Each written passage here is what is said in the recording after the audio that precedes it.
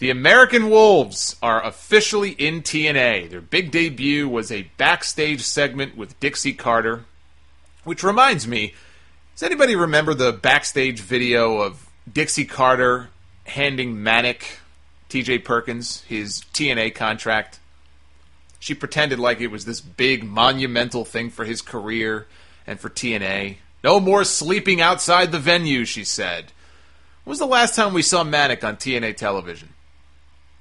I'm pretty sure it was Bound for Glory, but I could be wrong. I think it was in the Ultimate X match at the pay-per-view. That was in October. He has not been seen since. I don't know why. This segment made me think of that. Kenny King's also been missing. But I specifically remember that segment with TJ Perkins. I even joked it looked like the start of a porn video with him and Dixie. Anyway, she welcomed the Wolves, which it sounds like that's what they're going to be called. She said they were here for tryout matches, which confused the hell out of Davey and Eddie because they already signed their contract and were officially on the TNA roster, which came as news to Dixie Carter. And they handed her a manila envelope with, it was either a contract inside or some kind of note. I forgot. And they walked away. And she started reading it. And I guess somewhere in there it made mention of a new TNA investor. Because the new investor was responsible for signing the Wolves to contracts.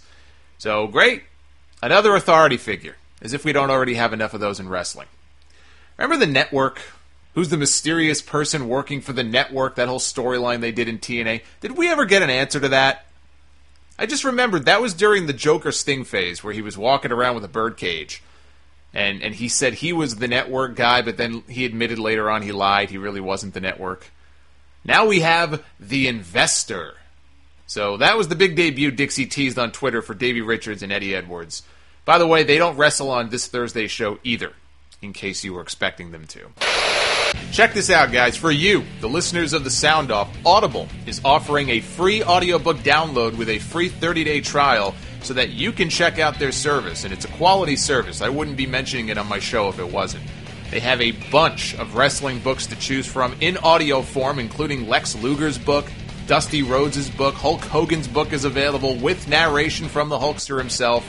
There's even one that chronicles the rise of the late Junkyard Dog in Mid-South, which sounds really interesting. You can choose any one of those free by trying Audible.com. If you commute to work, or if you like listening to things other than music at the gym, I know a lot of people listen to this podcast that way. It seems to me an audiobook would absolutely make sense. To get one, make sure you go to audibletrial.com/Solomonster. It's another way to show your support for the Sound Off, and you get something free in return. Can't beat that. Again, that's audibletrial.com/Solomonster.